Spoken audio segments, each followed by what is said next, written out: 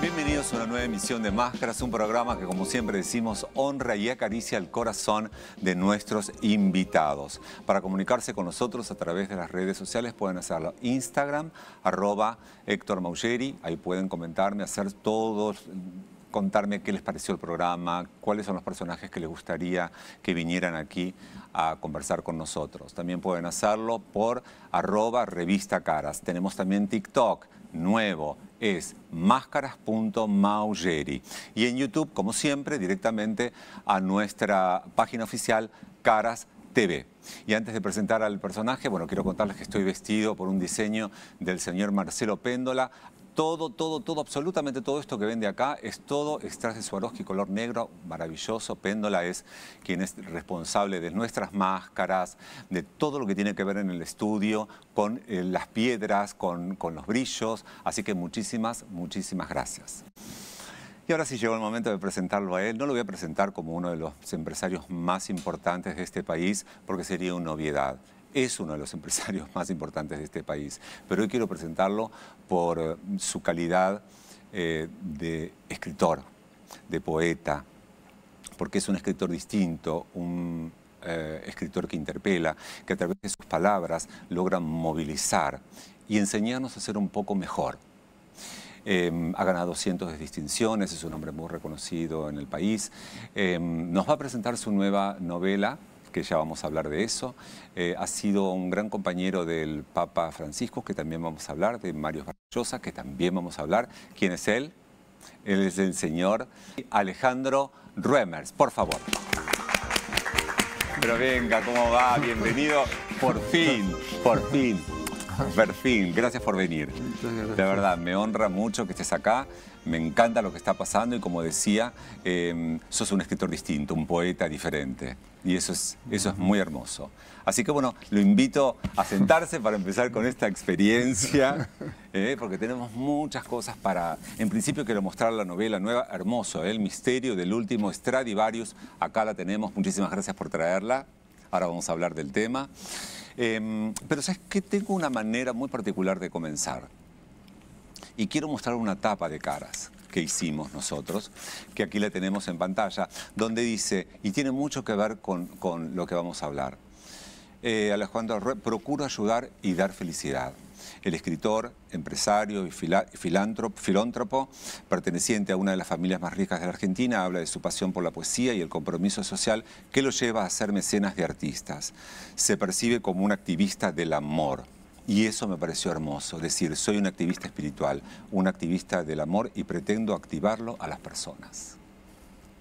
Que no es nada menor, ¿no? Que tiene mucha profundidad esto, de activar el amor, de conectar a la otra persona con la esperanza, con algo que se puede. Sí, yo creo que el amor es como la última frontera, ¿no? En una guerra uno diría la última trinchera contra el tema de la deshumanización, que el avance de la tecnología, si bien como herramienta es fantástica, pero de alguna manera también corre el riesgo de deshumanizarnos, de restarnos experiencias reales, ¿no? Es como que pasamos muchas horas en lo virtual y el riesgo es que perdamos ese contacto mano a mano, ese mirarse a los ojos. En un teléfono uno puede hablar por Zoom o por videoconferencia, pero no puedes mirar a los ojos de la misma forma, no puedes sentir la energía, la calidez de la otra persona y no tenemos que perder eso, ¿no? Bueno, los argentinos somos muy de la amistad, ¿no? Y de reunirnos. Del abrazo. Sí, hasta para jugar al truco, pero hoy en día a veces uno ve jóvenes que se comunican de un lado al otro de la mesa por el teléfono, ¿no? O que están todos sentados y están todos mirando su... O una pareja en un restaurante, cada uno con el teléfono, comunicándose, y no comunicándose ellos, sino que comunicándose ellos con otras personas. Sí, la realidad es tan maravillosa, ¿no? Todo el cosmos que nos rodea, la naturaleza, y reducir todo a una pequeña pantalla, la verdad que... Y además también el coraje de escribir, ¿no? Sí. Porque hay que tener coraje para escribir, para sacar emociones, para transmitir emociones. Vos lo venís haciendo desde muy jovencito, casi de los 19 años, si no me equivoco, con poesías. Bueno, mi primer poema fue a los 8 años. A los 8 años. Sí, a los 19, 20 ya publiqué mi primer libro de poemas. Pero había empezado a escribir, es más, de los poemas publicados, los primeros son con 14 años. Wow. Sí. ¿Y qué es lo que te llevó a la escritura? ¿Qué es lo que te conectó? Bueno, fue un impulso, te diría, de poder expresar algo que no... me acuerdo del primer poema, por ejemplo, terminábamos unas vacaciones en la Sierra de Córdoba, y yo ahí me sentía muy libre. Salía con mi caballo por la orilla del río, había bosques de pinos, tomaba el aire, y volver de ahí a la casa de mis padres, que es una casa con jardín y todo, pero siempre con el muro cerrado, el colegio, ¿no?, cerrado. Amurallado. Amurallado. Me daba mucha tristeza perder esa libertad que yo tenía de subirme a la mañana en el caballo e irme a andar por donde yo quisiera, ¿no? ¿Y en la escritura encontraste entonces? Sí, la tristeza de ese último día que ya nos volvíamos al día siguiente, me salió a escribir algo, como que mi mamá quedó un poco impresionada, me hizo como una buena devolución y ya como que se generó ese canal de expresión, incluso de comunicación, de poder expresar de alguna manera lo espiritual que de otra forma no salía. Pero que además no solamente, y a través de tus libros, vos contás historias que pueden llegar a interpelar a la gente, sino que además hay siempre un mensaje. Hay un mensaje esperanzador, hay un mensaje de vivir la vida que es hoy, que no es mañana ni pasado, ni es ayer. Ni siquiera es hoy, es ahora. Es ahora. Es ahora.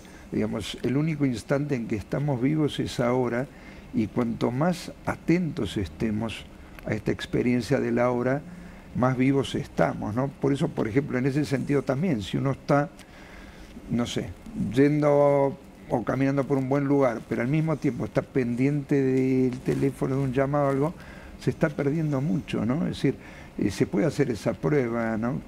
Yo a veces la he hecho con amigos, ¿no?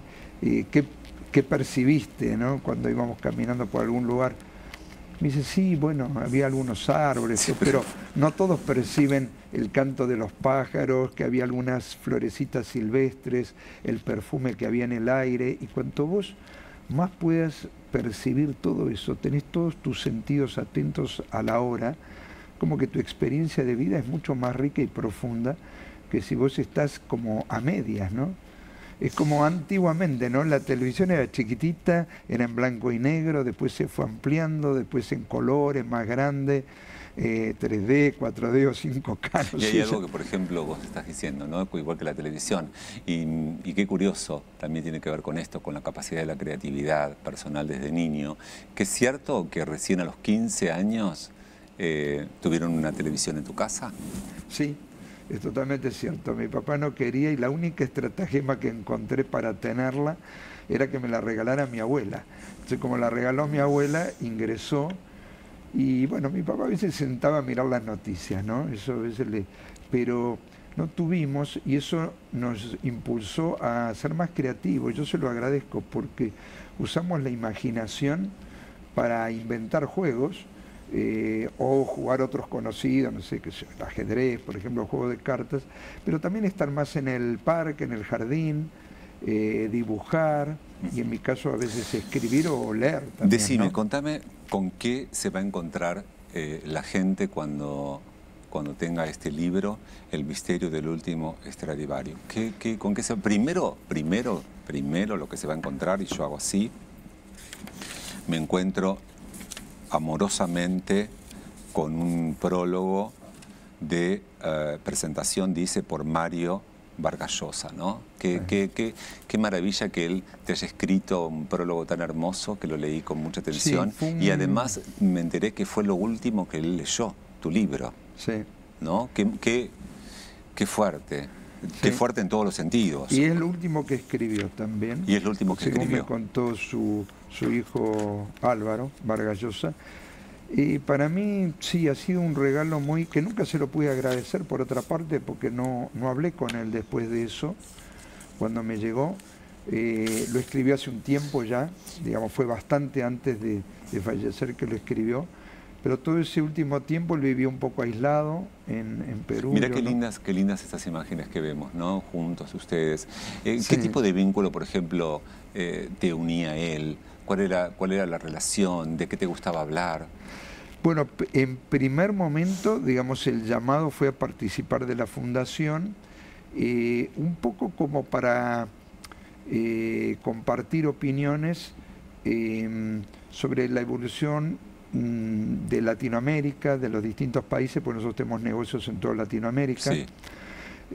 Habla un poco de la situación de cada país, de la economía, de la libertad que había. O sea, no se vincularon por intermedio de las letras. Después, pero en un principio no. Y después, en las charlas, bueno, él empezó a enterarse de que yo escribía poesía desde chico, de que era muy reconocido, sobre todo en España. Empezó a percibir eso.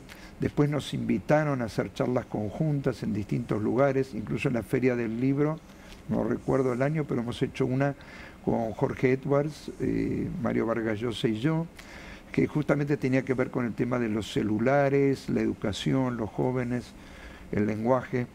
Y así hemos hecho también algunas otras mesas en México, hemos estado juntos. ¿Vos sabés lo que él decía en España, en Miami? Y quiero compartirlo con la gente porque está también de alguna manera en el prólogo. Dice, así define, ¿no?, a Vargas Llosa Sarruemer, soñador diurno, con una pizca de ingenuidad y una profunda vulnerabilidad espiritual.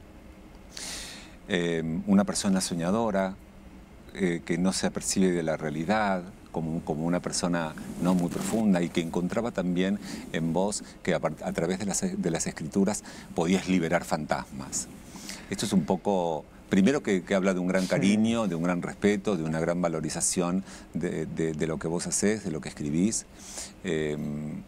Y qué bueno leer eso, ¿no?, de uno, sí, de un maestro. Bueno, él me fue conociendo a través del tiempo y fue muy importante para él, justamente cuando él vio que estaba empezando a perder un poco algunas facultades, quiso dejar una constancia de toda esa relación que tuvimos, como, no sé, más de 10 años, de compartir muchas reuniones y charlas y demás, y lo hizo de alguna manera en este prólogo, que es más que un prólogo. Eso, ¿no?, te iba a comentar, ¿no? Digamos, un prólogo generalmente no habla de esto, no habla de la persona, claro, ni cuenta sentimientos personales con el autor. Sin embargo, él se atrevió a eso, y hay que ser valiente para... Sí, él quedó también impactado y dijo, no, realmente has vivido así, ¿no? Un poco también lo que destacaban los franciscanos. Yo en un poema a los 14 años, en el segundo verso decía: amar a cada uno, a todos y a cualquiera, como la lluvia generosa y ciega que cae sobre los techos y los campos. Y él mismo decía, claro, a los 14 años, tener esta clase de sentimiento de amar a cada uno, a todos y a cualquier persona, es decir, a toda la humanidad. Dice, evidentemente es una vocación muy espiritual, porque a esa edad generalmente están todos tratando de buscar una pareja, ¿no?, una primera relación, un novio, una novia. Y yo no, yo tenía este sentimiento de fraternidad universal, de amor por todos. Y yo creo que también eso fue que fueras recibido tan cálidamente por el Papa, ¿no? Que has tenido varios encuentros hermosos también. ¿Por qué no me contás un poco cómo era él, desde tu mirada, ¿no? Cómo era, de qué hablaban, cómo él era con vos? Sí, la verdad que bueno, primero era Jorge Bergoglio, ¿no? Yo le enviaba poemas míos, le enviaba mis libros de poemas. Él tenía más trato con mi padre, yo lo había visto una vez, y nuestra relación era muy lo que se llamaría epistolar, ¿no? Sí. A través de mensajes. Él siempre me escribía a mano, tengo muchas cartas de él que son realmente muy, muy lindos recuerdos, ponderando los libros míos y mi poesía. Después, cuando, bueno, él es Papa, nos invita muy pronto a visitarlo, yo le llevo un poema dedicado a él, que se llama Un regalo para Francisco. Él se emociona mucho, se levanta, me abraza, y se creó ahí una relación muy especial, y he tenido muchas charlas con él. Me invitó incluso a disertar y hablar en el Salón de los Sínodos, donde están reunidos ahora los cardenales, ¿no? Qué maravilla. Qué hermosa esa foto también, ¿no? Sí. De donde están... Sí. Ahí estás entregando uno de tus libros. Para mí, hemos compartido con él esta compasión por todos los seres humanos, querer estar disponibles para los demás, para ayudar. Él dejó su vida en eso, en tratar de brindarse completamente. Los que no te conocen, es casi inimaginable que un empresario tan poderoso como vos, generalmente siempre se tiende a pensar que son fríos, que son distantes, que no les importa nada, que solamente lo que les importa es la factura, los billetes que entren y nada más. Y sin embargo, vos siempre desde niño, como lo explicaste bien, pero además también soy testigo de eso, siempre te has ocupado de ayudar no solamente a fundaciones mundiales, hambre, enfermedades, hospitales, sino que también a incentivar la cultura, incentivar a músicos, incentivar el arte, artistas, sí. ¿no? Sí, dar oportunidad a los que tienen talento, eso sí, también quise destrabar a los que realmente tienen un camino, que pueden tener éxito y están por algún motivo atascados en algún lugar. Sí, siempre me gustó realizar los sueños de algunas personas. Lo que pasa es que el ser espiritual, la sensibilidad, es muy anterior al rol de ser empresario. Es un rol, digamos, ¿no? Podría haber sido... Me gustaba mucho también la filosofía, las letras, la arquitectura. Estudié los negocios un poquito para complacer a mis padres, que querían que me dedicara a la empresa, porque bueno, yo había destacado en el colegio, en la universidad, siempre fui como mejor alumno, y bueno, tenía mucha expectativa conmigo. Entonces yo dije, bueno, voy a dedicarle 20 años full a la empresa, luego me tomaré un rol un poco más distante y voy a dedicar más tiempo a otras cosas que también me complacen espiritualmente. Y así sucedió. Sí, lo que pasa es que la empresa finalmente también, lo más importante es que es un grupo humano, es un grupo de personas. Y entonces a mí me atrajo mucho el hecho de poder, digamos, contactar con esas personas, motivar, que se sientan parte. Valoradas. Valoradas, pero también que sientan parte, y que no como dependientes, sino pertenecientes, que lo sientan como algo propio. Ahora, qué importante, porque sí, digamos, eso nunca se modificó, ni aun cuando estuviste estos 20 años como empresario, siempre estuvo esa mirada distinta, sí, ¿no? Porque también vos te calificaste y decís, soy un diferente, y ese ser diferente tiene que ver con... una persona humana, en el sentido realmente ese de la palabra, humano, en el sentido de tratar de poner sentimientos a todo lo que hago, por el corazón. Y por ejemplo los pasillos de la empresa hemos dado la posibilidad que los que hacen fotografía o a los que pintan pudieran exponer sus cosas. Por ejemplo, en Brasil tenemos una fábrica cercana a una favela y había todo un salón vacío, entonces pude hablar para que en ese salón se pusieran caballetes, pinturas, y se le diera la posibilidad a los chicos de la favela, de los vecindarios, que pudieran ir ahí a pintar los sábados. Y lo que más les asombró a los chicos, que ya la segunda vez que fueron tenían su nombre escrito ahí, con su tela, sus pinturas. Entonces sentirse reconocidos como persona. Pero hemos hecho cosas que fueron de avanzada en su época, como seminarios de desarrollo humano para gente que trabaja en la compañía, incluso hasta seminarios espirituales. Dimos financiamiento para que se hagan libros de protección del medio ambiente. Y yo, a través del tema de la ecología ambiental y demás, descubrí que en realidad lo más importante es la ecología humana, que es cuidar y proteger al ser humano, porque si no, cuidamos el planeta como alguien que cuida la casa, si no educa a los chicos o a los que la van a habitar, destruyen todo. Y desde tu mirada, ¿cómo hace uno para cuidarse, ¿no? Como ser humano? hay que poner mucha atención. La gente cuida mucho lo que come, por ejemplo, ¿no? Ah, no como esto, hace mal. Y a veces no cuida tanto lo que lee, lo que ve, y esas cosas no se pueden eliminar. Vos una comida mala la podés llegar un poco a eliminar, te ayudan productos, medicamentos, lo que sea, pero cuando vos ingresás imágenes negativas, textos, cosas que hacen daño, es muy difícil eliminar, te quedan a veces para siempre ahí. Pues yo trato de evitar, por ejemplo, películas de terror, imágenes que después no voy a poder borrar, ¿no? Por eso me gustaría, por ejemplo, también recordarte algo que decía la Madre Teresa de Calcuta, dice, si cada uno barriera la puerta de su casa, tendremos un mundo limpio, ¿no? Tendremos un mundo limpio, tiene que ver con esto, ¿no? Digamos. Claro, hay que cuidarse uno, con qué personas está, buenas energías, un abrazo, ¿no? Un abrazo nos suma punto de energía, una sonrisa, sonreír a las personas, sonreír más. Todas las cosas, visitar a un amigo que no está bien, que está enfermo, ayudar a una persona de edad, jugar con un chico, es decir, todas cosas que nos suman puntos de energía al día, y en cambio todo lo que es, digamos, discusiones, egoísmo, envidia, todas esas emociones nos generan pérdida de energía. Y además también que creo que frente a esto que vos decís, ¿no? El tener la posibilidad de poder de a poquito colaborar, ayudar, y esto es lo otro, no importa la compañía, ¿no? Digamos, más allá del dinero, la compañía, el estar con la otra persona que nos necesita y demás, también son transformador, claro, también es transformador para uno mismo. Claro, claro, es que yo no es que ayude, digamos, sí, claro, le haces bien a alguien, pero sobre todo lo hago porque me hace bien a mí hacerlo.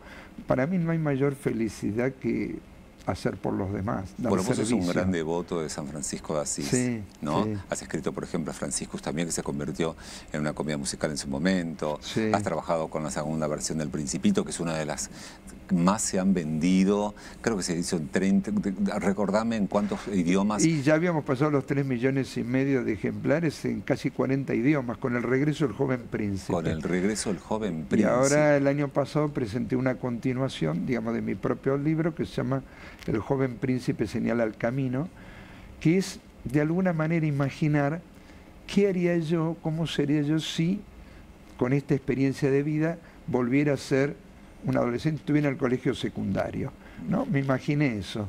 Me entretuvo mucho escribirlo porque yo quería que el personaje no tuviera ningún poder mágico y sin embargo lograra crear una diferencia. Entonces llega a un aula donde, bueno, es lo que soy, ¿no? Están los bandos, las rivalidades, los teléfonos, que están ya en todos lados, en los recreos, y él trata de humanizar todo ese contexto de su curso, las relaciones, cerrar esa brecha, y bueno, y lo va logrando con pequeños gestos, pequeñas cosas, ¿no? Que, bueno, tuve que sacar dentro de mí, bueno, ¿qué haría? Ahora, además también esto me lleva un poco para atrás de tu historia, y por ahí el hecho que me llamó mucho la atención y que me pareció un acto de grandeza fabuloso, que no todo el mundo lo puede hacer, frente a las personas o los niños jóvenes en la época escolar que hacen bullying, que lastiman,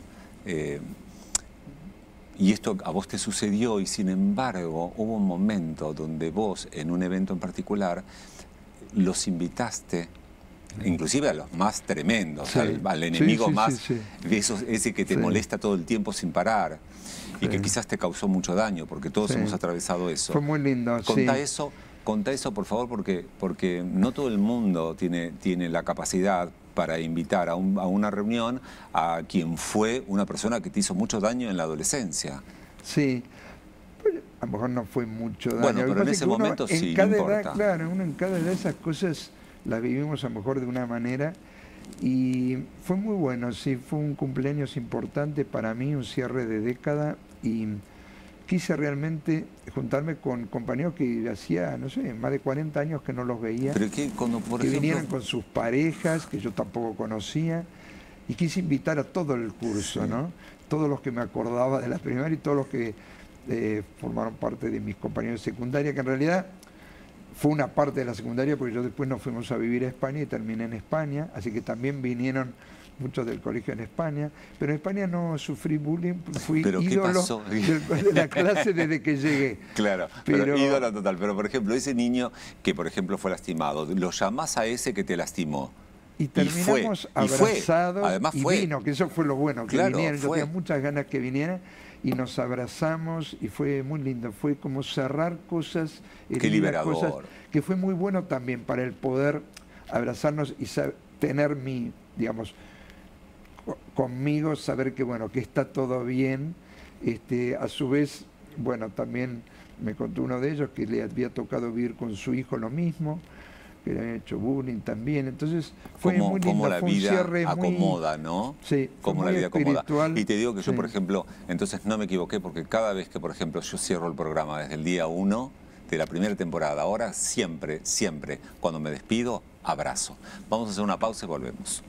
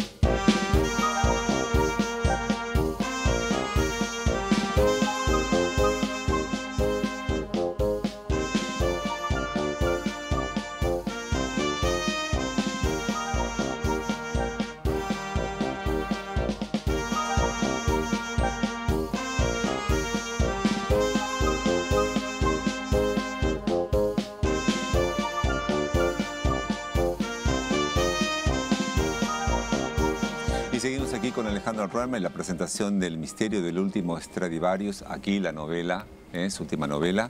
Es una novela donde el misterio y la pasión se entrelazan con la historia. Mario Vargas Llosa. ¿Qué te inspiró? ¿Qué pasó con la concepción de esta novela? ¿Qué te disparó? Una noticia del diario, que en realidad no era del diario porque estábamos en una de estas interregnos de pandemia.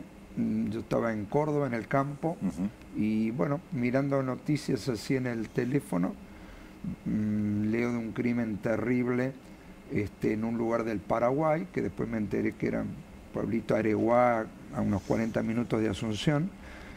Lo que me llamó la atención, porque bueno, crímenes hay todos los días, ¿no? Y bastante salvaje, pero me llamó la atención que el móvil del crimen era para robar unos violines, uno o más violines Stradivarius, que aparentemente valían muchísimos millones de dólares.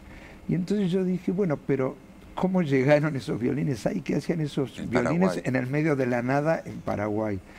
Y dije, esto es una novela, y puedo hacer una novela con esto. Estábamos ahí, no había mucho para hacer, salvo disfrutar la naturaleza con alguna caminata, y entonces me planteé tratar de que esta novela fuera realmente una obra que tuviera también valor literario. En las otras obras yo di mucha importancia al contenido, me importaba mucho el mensaje, y en cambio en este caso dije, bueno, que desde el punto de vista literario también sea, digamos, como una obra lo más artística posible. Me voy a probar un poco, digamos, como novelista, y le puse mucha dedicación, me llevó mucho tiempo hacerla. Y bueno, creo que sí, que desde el punto de vista literario creo que es mi mejor novela, sin duda. Y Sí. por ejemplo, cuando vos escribís, ¿no? Sos una persona como exigente, volvés a releer, volvés a corregir, o aparece la inspiración y queda. No, yo escribo de primera y queda, porque estoy acostumbrado a eso por la poesía. Yo la poesía reviso muy poquito y así queda. De hecho, mi primer libro, El regreso del joven príncipe, lo escribí en 9 días corridos y prácticamente quedó como lo escribí en esos 9 días. Hay mínimas modificaciones. Soy muy de escribir directo, sí. ¿Y viene esa inspiración? ¿Llega en algún momento? Digo, esto te disparó un crimen, ¿no? Y además, bueno, empezaste a trabajar. Pero si no es a través de una información, como vos decís en el diario, ¿dónde aparece la inspiración? No, bueno, es muy diferente un libro de prosa que un poema, ¿no? Es decir, la poesía o es algo biográfico de algo que me sucedió, que eso fue lo más común en toda la poesía que escribí, te diría hasta como los 40, sí, tiene mucho que ver con lo que me sucedió. De hecho, hay muchos poemas que se refieren a lugares donde estuve, ¿no? Y dejo constancia de esos lugares, muchos en España, muchos lugares históricos, vivencias. La novela es diferente, es decir, hay una motivación de base y después, bueno, el resto hay una mezcla. En la novela es un poquito más de trabajo, de imaginarse la estructura, la trama primero y después desarrollar cada capítulo. Y en ese tiempo en que vos estás trabajando, ¿no? Digamos, el tiempo que empezás la construcción de la novela, ¿es algo que se puede definir como que estás en un estado de trance, digamos, o te tomás un tiempo, parás, volvés a escribir, o no, o es así como de todo corrido todos los días, es por disciplina, es por o por el momento de inspiración? Me ha sido diferente. En el primer libro, Regreso joven príncipe, sí, fue un trance de 9 días, como si hubiera sido una meditación, y me dejó en un estado impresionante, digamos, lo más cercano a la iluminación que he podido vivir ha sido después de escribir eso. Las otras novelas no, fue diferente, fui escribiendo, digamos, de a rato, generalmente siempre las empecé en un lugar donde sabía que podía avanzar mucho. En este caso yo estaba ahí en Córdoba, en el campo, y bueno, estábamos en la pandemia, así que avancé muchísimo ahí. Así que, ¿y hay sí, horarios, por ejemplo, te gusta más escribir a la noche, del día? A la noche, a la en noche. general, a la noche, aunque en ese caso ya arrancaba muchas veces a la tarde, pero generalmente a la noche, muchas veces a la madrugada. Y sí, estoy muy absorto en el momento que escribo, pero una novela obviamente no es como un poema que me absorbo y bueno, en 2 A mí horas me lo gusta mucho, por terminé. ejemplo, saber cómo es el ambiente en el momento de la creación y de la escritura, ¿no? De los Se escritores. me pasa el tiempo a una velocidad, no sé si pasó 1 hora o 3. Increíble. De hecho, el otro día que escribí algo, me asombré, habían pasado, no sé, casi 4 horas y yo pensé que había pasado 1. ¿Y pones música? No, nada. me gusta el silencio. El silencio. Sí. Alguien dijo, ponete en el lugar del otro. Sí, mi mamá. Tu mamá. Tu mamá se llama Eve, Sí. y es una mujer muy especial, ¿no? Digamos que ella, Sí. siento que marcó mucho tu vida. Ella me influyó muchas cosas, ¿no? A ver. Bueno, el amor, me enseñó lo que es realmente amar a alguien, su amor por sus hijos, por nosotros los hijos, fue realmente increíble, siempre. Cómo fue con mi padre, dejando pasar muchas cosas, perdonando, siempre tratando de componer, incluso hasta la relación entre nosotros con nuestro padre. Después, eso de ponerse en el lugar del otro, me enseñó a no sentirme dueño de la verdad, sino siempre tratar de ver las cosas desde otros puntos de vista. Por eso mucha gente no entendía y dice, bueno, ¿cómo puedes tener ese acercamiento tan grande con el Papa Francisco, siendo vos empresario y teniendo a lo mejor otro tipo de mentalidad que él? Y no, según desde donde uno mira, si uno mira desde la necesidad, desde la compasión, desde el espíritu cristiano, bueno, compasión, puede ver las cosas diferentes. Una palabra tan fuerte, tan determinante, la ¿no? ternura, a veces la gente cree que ternura, amor es debilidad, no es debilidad, al contrario, yo creo que es más fuerte la persona que puede ser bondadoso, que puede ser amoroso, porque no puede ser... ¿Y así se ve? Ha sido fuerte también. ¿Ha sido fuerte? Ha sido fuerte también, sí. Sí, no es fácil. Bueno, la vida nunca es fácil para nadie, ¿no? Pero ella realmente no ha sido fácil porque nos tuvimos que ir a vivir a otro país, digamos, dejar su casa, empezar de vuelta en un lugar donde no tenía su ambiente social, luego regresar. No fue fácil. ¿Me esperas un minutito? Sí. Hola. Lo quiero mucho, estoy orgullosa de él y de su poesía y me encanta. encanta. Una cosita más, es muy inteligente y muy cariñoso conmigo. Alejandro, estoy orgullosa de vos y te mando un beso grande. Oh, un aplauso para ella, por favor. ¡Qué hermosura!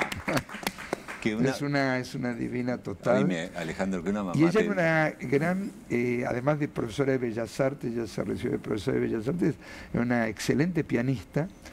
De alguna manera, bueno, puso profesora de piano, empezamos a tocar piano de chico, yo todavía algo toco.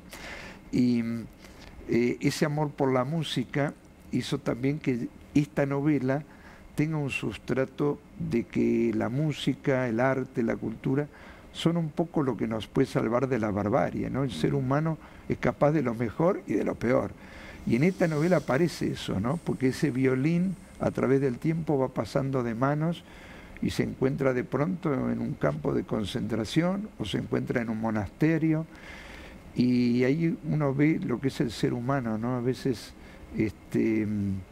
esto que solamente el arte o la música nos puede redimir, nos puede lograr que nos reconciliemos. Además el arte se conecta directamente con la emoción, ¿no? Digamos, el poder transmitir emociones, que es tan, no es tan sencillo y sin embargo es tan profundo. Sí, creo que la música sobre todo despierta la emoción más profunda. Bueno, ya el hombre primitivo trataba de hacer música de distintas formas, ¿no? Es algo nato con Por el eso ser humano. es hermoso y conozco mucha gente que habla de vos y de lo que le has ayudado, de la manera que incentivás, ¿no? a seguir creyendo en el arte, en la música.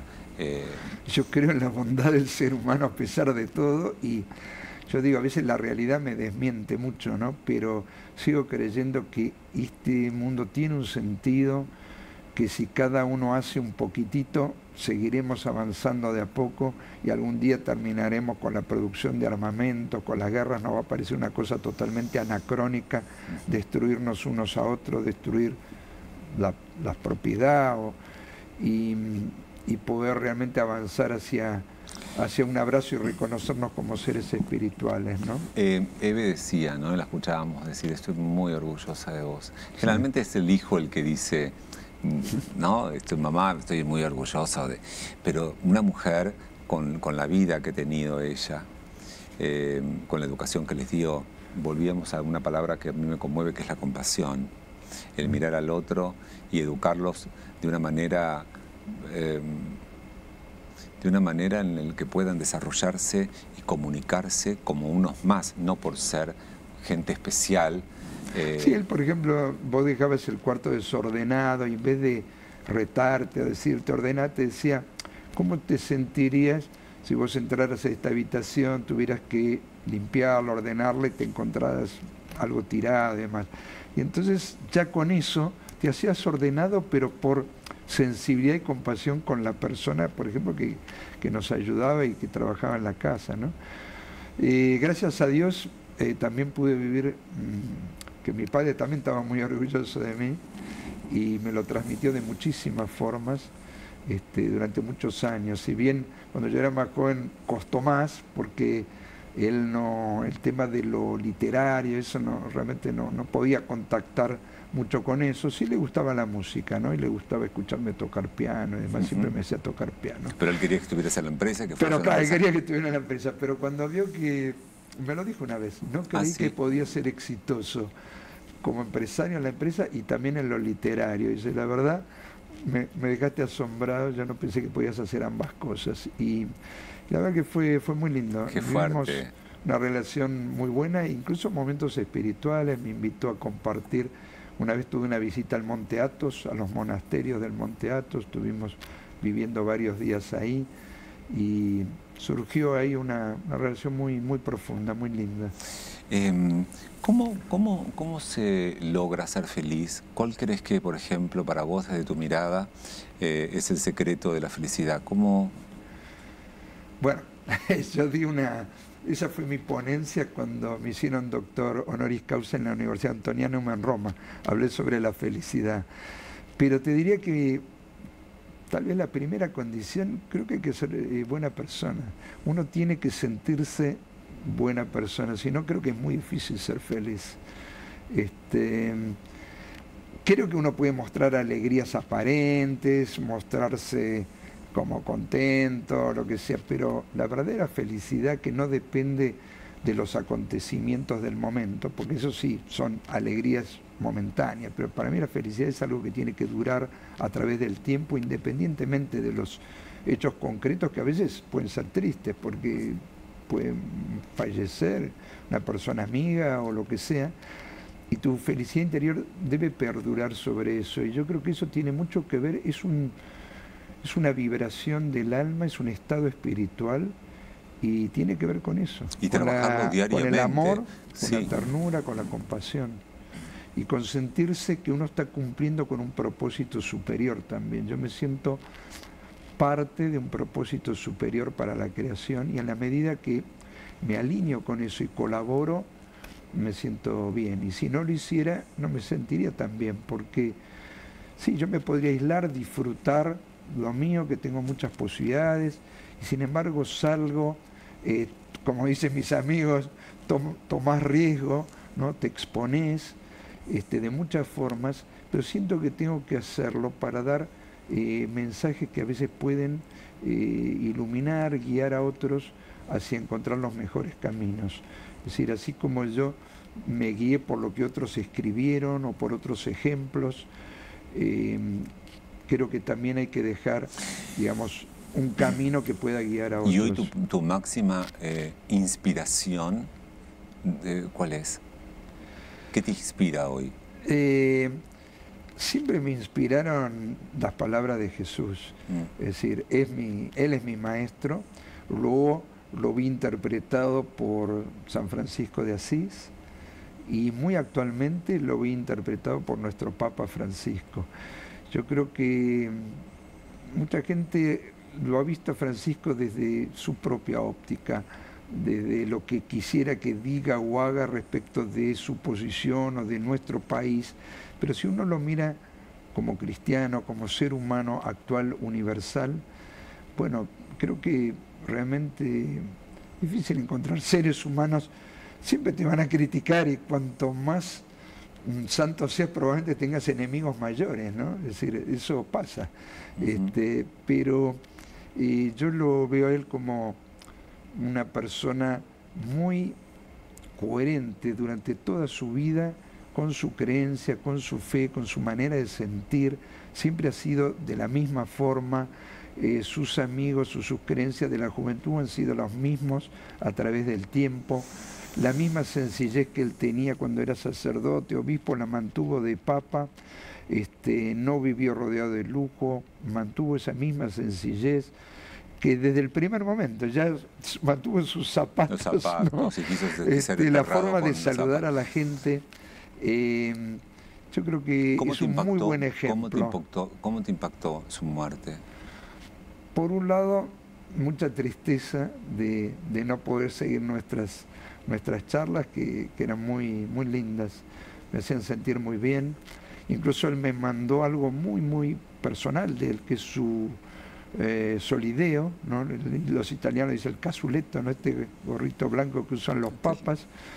Se lo sacó, lo hizo poner en una caja y me lo mandó con una persona donde yo estaba en este momento en España. Creo que es algo que tal vez algún día tendría que ser una reliquia acá en Buenos Aires, en su país, en la Catedral, yo creo, de Buenos Aires. Pero algo que me conmovió muchísimo, que él quisiera que yo tenga este recuerdo de él. ¿Y por qué crees que te eligió para eso, para entregarte bueno, eso? Lo sabe él, pero evidentemente sintió que espiritualmente teníamos una profunda conexión, porque él leyó muchísimo mi poesía, sabía de mi amor, mi conexión con San Francisco, el musical que yo hice de Francisco, que lamentablemente él no vino a verlo acá en Argentina como yo hubiera querido, pero yo le llevé para que lo pudiera ver, digamos, una versión grabada. Por eso me invita a hablar. Me contaron también sus allegados que esa charla que yo di en el Salón de los Ídolos, después la vio 2 veces más. Creo que teníamos Había una misma sensibilidad y una misma concepción de lo que el ser humano hoy, digamos, podría ser su propósito, su sentido en la vida. Obviamente él la llevó a cabo con todo su tiempo y toda su vida. Lo mío es una cosa muy parcial, pero en la medida de lo posible, digamos, es una muy buena orientación. Creo que todo lo que él dijo, sus mensajes son muy valorables. También leí que el primer regalo de los Reyes Magos tuyos fue un micrófono, y que además también te reunías con tus primos para hacer una especie de edición de una revista. ¿Ya te gustaba escribir desde muy chiquitito, puede ser? No, yo eso no lo recuerdo. Bueno, sí me gustaba escribir de chico, pero una revista no. No escribías pero así. Sí hice algo en el colegio. A ver si es lo mismo. En el colegio en España había una pizarra, y ahí a la entrada donde estaban los cursos, ¿no? Las clases. Y yo, a veces medio escondidas, escribía algunas frases divertidas, con humor, irónica, que tenían algo que ver con, en fin, con lo que pasaba, o con algún profesor, con algo, y todo el mundo se divertía mucho con eso. Pero nunca tuve esa... ¿Y fuiste buen alumno? Sí, siempre fui destacado, fui medalla de honor, tanto en España como, bueno, en Argentina, y también en la universidad. Fue el mejor promedio en la Universidad Católica. Y te dice que sos muy buen amigo, que sos muy fiel a tus amigos, que tenés tu grupo de amigos que protegés, y que sos como un gran contenedor, ¿no? Sí, somos amigos de toda la vida, ¿no? Yo todavía tengo mi compañero de banco de la primaria. Wow. Bueno, yo di un año libre ahí también, porque como que me aburría un poco en clase. Entonces me hicieron saltar un año, y así todo, bueno, estaba ahí entre los 3 mejores. Y este compañero de banco era una persona también muy espiritual. Él estuvo 6 años en un seminario para ser sacerdote, mi amigo Federico, y después, bueno, finalmente no fue sacerdote, pero hoy es counselor, y tenemos muchas charlas. Él lee mucho, y tenemos muchas charlas muy profundas sobre todo, sobre el Zen, sobre el budismo, sobre distintos... Alejandro, y entendiendo y escuchándote, ¿no? Digamos, con tanta paz y con tanta filosofía de vida tan particular, y toda esta espiritualidad y cristiandad que tenés, ¿nunca pensaste, por ejemplo, vos, digamos, ser religioso, ser un cura? De más chico sí, pero como monje, algo así. Monje, por ejemplo. Sí, porque me gusta la naturaleza, pero después me di cuenta que el encierro no iba conmigo, y tampoco el privarme de muchas cosas que me encantan. Por ejemplo, cuando yo estuve en el Monte Athos, uno de los monjes, relativamente joven, me vino a hablar y me dijo que hacía muchísimos años que no hablaba con nadie, pero que me vio, y que bueno, que algo ahí en la aura mía le impulsó a hablarme, y me preguntó: ¿vos no tenés deseo de quedarte acá? ¿Viniste por eso? ¿Estás con alguna inquietud? Y yo dije: no, yo sí, me gusta mucho lo espiritual y demás, pero no tengo deseo de quedarme acá, porque yo le dije, yo veo el mar ahí abajo, ¿no? Y se veía el mar Egeo, pero yo le digo: ¿vos te bañás en el mar? Me dijo: no nos bañamos. Y digo: bueno, para mí sería muy difícil estar acá y no bajar a nadar. Me encanta esquiar, por ejemplo, en la nieve, y son todas sensaciones y cosas que son buenas. Yo creo que la creación que ha hecho Dios, esta naturaleza, es maravillosa. Entonces, a mí me gusta disfrutar un atardecer, pero puede ser en la playa, puede ser en la montaña. Todas esas cosas a mí me suman, me alimentan también el alma, me dan pie para escribir. Pero en algún momento vos, esto apareció en tu vida. De chico, pues yo había pensado, pero hablé con monjes. Una vez vino un monje a visitarme al campo en Córdoba, un monje que había estado como 30 años en un monasterio en Australia, un benedictino. Y él me dijo: no, me dijo, usted está muy bien acá. Dice: no se equivoque y no idealice lo que puede llegar a ser un monasterio. Dice: porque aún en esas pequeñas comunidades hay rencores, hay rencillas por mínimas cosas, es el ser humano. Me dijo: y usted en este lugar tiene una naturaleza privilegiada, puede compartir con personas con las que usted elige, y el silencio, si lo quiere, está, pero también está la conversación. A veces los monasterios imponen rutinas tan estrictas, uno solo puede hablar media hora al día, 1 hora al día. ¿Por qué ponerse reglas tan estrictas? Me dijo, a veces las personas que se encierran es que quieren escapar de algo, ¿no? Y la verdad es que yo no quiero escapar de nada. Y además vos sos un gran comunicador. Sí. Siempre supiste que eras un comunicador. Sí. Porque siempre desarrollaste esta capacidad como para poder escribir, para poder comunicar. Sí, es cierto, desde que, digamos que eso fue un poco mi madre, porque yo escribía los poemas míos y los tenía todos guardados en un cajón. Y ella una vez, yo me había enfermado de hepatitis y me dijo, bueno, ahora que estás ahí, tenés tiempo, agarrá de todos esos papelitos y elegí algunos poemas y juntarlos para un libro. Y bueno, fue ella la que me impulsó, pero es como desnudarte en público, ¿viste? Pero mucho más, porque te estás desnudando no tu cuerpo, sino tu alma, tu corazón, con la poesía. Y una vez que me animé a hacerlo, fue tan bueno el sentir el abrazo de las personas, que me decían, bueno, ¿no escribiste algo más? Y me conmovieron tus poemas. ¿Me puedes, por ejemplo, para terminar, compartir una de tus poesías, las que te gusta? Bueno, yo generalmente no las sé de memoria, pero puedo intentar con esta, sí, a ver, que escribí a los 14 años. Me muero, ¿no? Sí, me muero de amor, sí. Se llama Eternamente enamorado. Dice, amar a manos llenas, a cántaros, a cada uno, a todos y a cualquiera, como la lluvia generosa y ciega que cae sobre los techos y los campos. Despilfarrar amor, como aire, luz o fresca melodía, cual viento que indistinto soplaría una vela, molino o mariposa. Amar con un caudal desenfrenado, llegar hasta el pecado y la herejía, y amando cada gota de esta vida, vivir eternamente enamorado. ¡Wow! Y a los 14 años no puedo creer. Por favor, un aplauso. Por favor, qué hermosura. Y mira, durante toda la charla hablaste mucho del abrazo, te dije, así me gusta despedir a mis entrevistados. Viene Lolita a entregarte nada más que el símbolo, nuestro símbolo, que es el Minimau. Lo tenés, mirá, de unos artistas, vos que te encanta el arte, son. Ella es mi secretaria. Mirá qué hermoso, ese es el Minimau, está hecho por unas artistas tucumanas, pintado a mano, así que yo me pongo de pie. Gracias. Me pongo de pie, te abrazo con todo lo que significa para vos el abrazo y para mí también. Gracias. Gracias. Gracias. Muchísimas gracias por